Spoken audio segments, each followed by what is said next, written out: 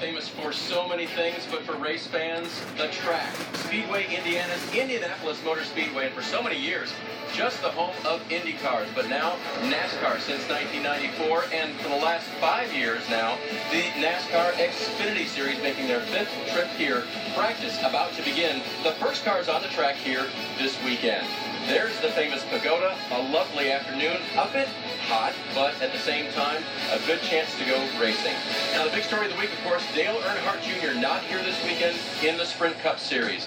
Jeff Gordon called in to replace him, and all wondering, how is Jr. doing? This morning, tweeting to the world, today is the first day in many that I sensed improvement. So good to hear from him, reaching out to the fans, friends, and family, and letting them know that he is on the mend.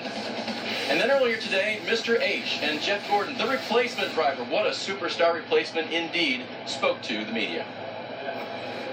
Well, I certainly woke up feeling good when I saw Dale Jr.'s tweet, that he's seen progress, and I texted him right away as soon as I saw that. So that's great news, great way to start the day. And, I'm certainly a little overwhelmed with everything that's happened over the last week, but most of all, I'm proud to be able to be here and help his team out. This is his team, and what we want most is to have him healthy and strong for the long term. And today was a great sign of things to come for him and for me. My goal is to come here and give this team the best effort that I can and get them the best result, and hopefully a good one. Wednesday he came by the shop and we got to visit, and he looks good, and he's encouraged, he's following the doctor's orders, and we're really excited.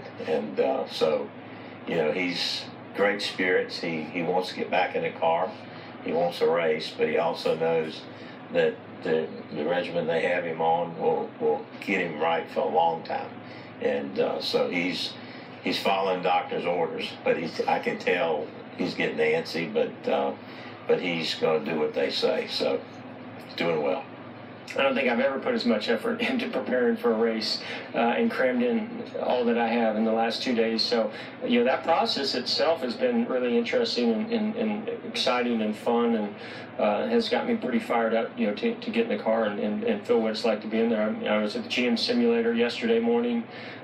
If we're racing simulators, I feel like I got a shot at winning this race. It went really well, but just seeing the team and their attitude and their effort and willingness to put me in there and feel good about it, that's motivating. That was earlier today here in Indy. Of course, Jeff, he mentioned the simulator will be experiencing this race package for the first time in race conditions. Yeah, they raced it a couple of times last year, but there have been enhancements that they put on the cars this year, so it'll be very interesting to watch. Dave, Kyle, and DJ here with you. So glad you could join us this morning, or actually this afternoon, for the first practice for the Xfinity Series. But guys, discussing this has been a topic of conversation all week long. Kyle, the first thing I took away from there was to see Jeff somewhat overwhelmed by all this. I certainly would be way overwhelmed, but he's Jeff Gordon, so interesting to see that. Yeah, and I'll say this. It's really good to see that Jeff hasn't let himself go in retirement. Yeah. You know what I mean? He's not got a pot belly. He's not just... You know what? He is overwhelmed. He's overwhelmed because I don't believe that he thought anything like this would ever happen. He has been so humble and so gracious in his comments. And he knows this is Dale Jr.'s team. He is just filling in. He is helping Hendrick Motorsports. I've always referred to Hendrick Motorsports as the house that Jeff built. Yeah. He's the guy that started there. He's the guy that built this dynasty that is a cornerstone of what it is. So when they called him, it was not a question. It was like, where, when, just tell me. I'm there. And he has been very gracious, keeping Dale Jr. in the forefront. We know this is all about the concussion, more so than it's about Jeff Gordon filling in.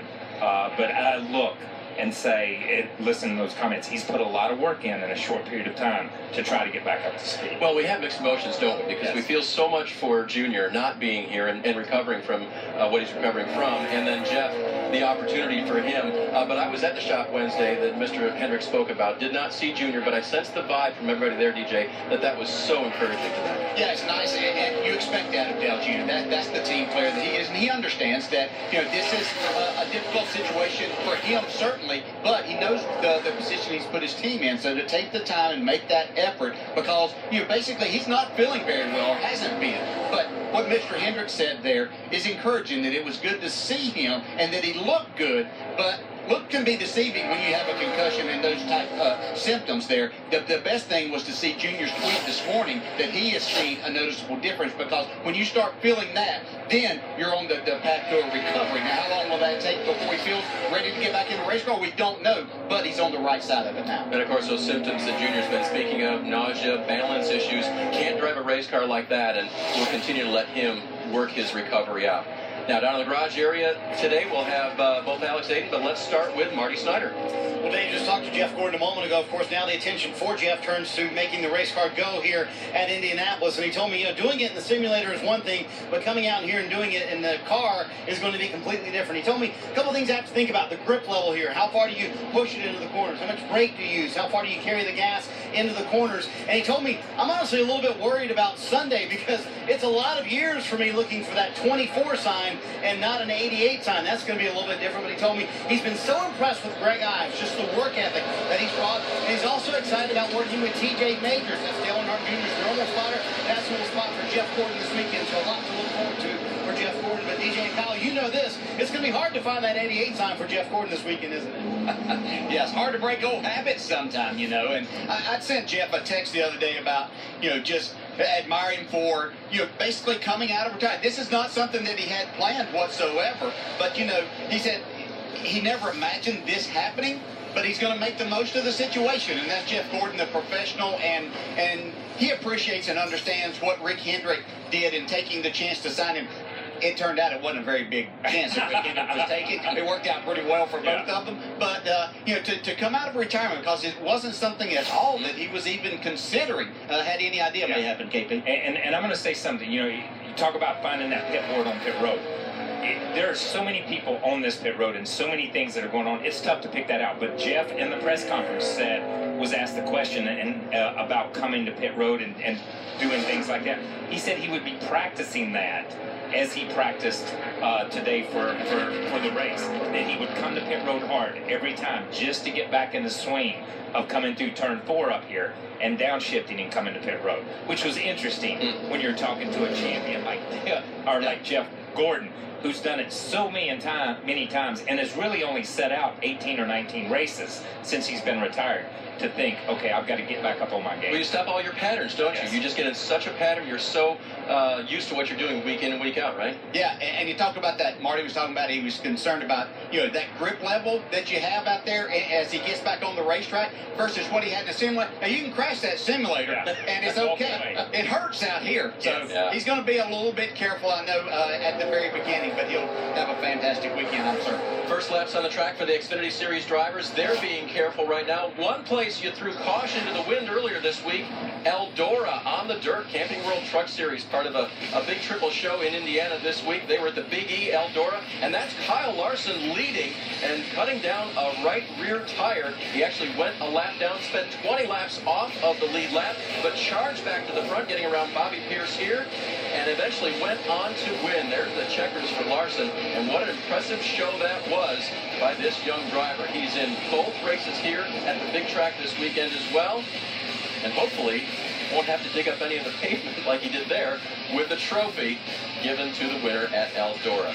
Let's go to Alex Hayden, who's standing by with that driver. Well, Kyle Larson, a big Wednesday night. Yesterday, you're out on the golf course here at Brickyard Crossing, so any win's got to carry some momentum. Just how important is momentum, even though it's a completely different type of race vehicle, even though it's a completely different type of racing, how big is momentum? Well, I think momentum and confidence is key for any driver or athlete or whatever, and it's good to get that win at Eldora. I've been close the 2 years I ran before, so to finally keep it out of the wall as much as I did and get the win felt pretty cool. But excited about this weekend. I always love coming to Indy. Got a lot of friends and stuff here from my USAC days, but our Parker Store Xfinity car should be good. We've been good in the Xfinity Series all year, and then we had a good test last week in the Cup car over there as well. So excited about it, hoping for a good weekend, maybe get a couple more wins. You mentioned USAC, and last night Tony Stewart was inducted into the USAC Hall of Fame. That big of a weekend for a guy like Tony Stewart, all that's going on with his final race in a Sprint Cup car here at the Brickyard. What's it been like for not only one of your best friends and good mentors out on the track? What's it been like?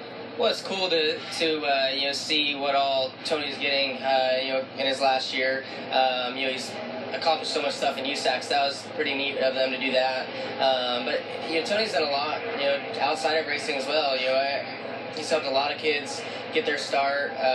He's helped so many charities and stuff like that. So there's so much more that Tony does that a lot of people don't get to see. So he's done a lot for my career personally. So it's gonna be fun to see what he does when he's retired. I'm sure we'll all be jealous of the race cars and stuff he gets to run when he's done running full-time NASCAR stuff. But right now it's just fun to go out there and battle with him. You can tell he's pretty confident in himself now, which is cool because he's been running up front a lot lately. Where Tony's just the type of guy, it seems like you just got to get that confidence in him and he can go out there and be the best. And I think he's lacked a little bit of confidence the last couple years, but it's been cool to see him get that win in Sonoma, and then now run second last week and been really fast. That's Kyle Larson. Speaking of Tony Stewart, last night over at the short track here at Indianapolis, the Lucas Oil Raceway Park, along with open wheel legend Steve Butler, both he and Tony Stewart inducted to the USAC Hall of Fame. It's been a whirlwind week, not only for Tony Stewart, but for Kyle Larson. From Ohio to Indiana, it has been a lot of fun to watch them. And Tony, very proud of the fact that he makes his home here and will continue to make his home here in his home state. Yeah, a lot of drivers moved to the North Carolina area, and Tony spent some time there. But he built his home here. This is where he plans on being for a long time. And to go back to talking about confidence, and he brought it up about Tony. So it doesn't matter, Kyle. We kind of talked about this yesterday on NASCAR America. That it doesn't matter what you win as a driver. Confidence is such a big thing, and having that mentality that you can do that. And we saw the difference with Tony. How he's been able, since that Sonoma victory, what we've seen in him. Obviously, he knows how to get around, knows how to win, winning twice here. It's just amazing what that'll do for you as a driver. Where 6-7 weeks ago, we didn't consider Tony coming here and maybe being a factor. Now you look at him as one of the favorites for Sunday. Yeah, definitely so. And as Dale said, we talked about it on NASCAR America this week.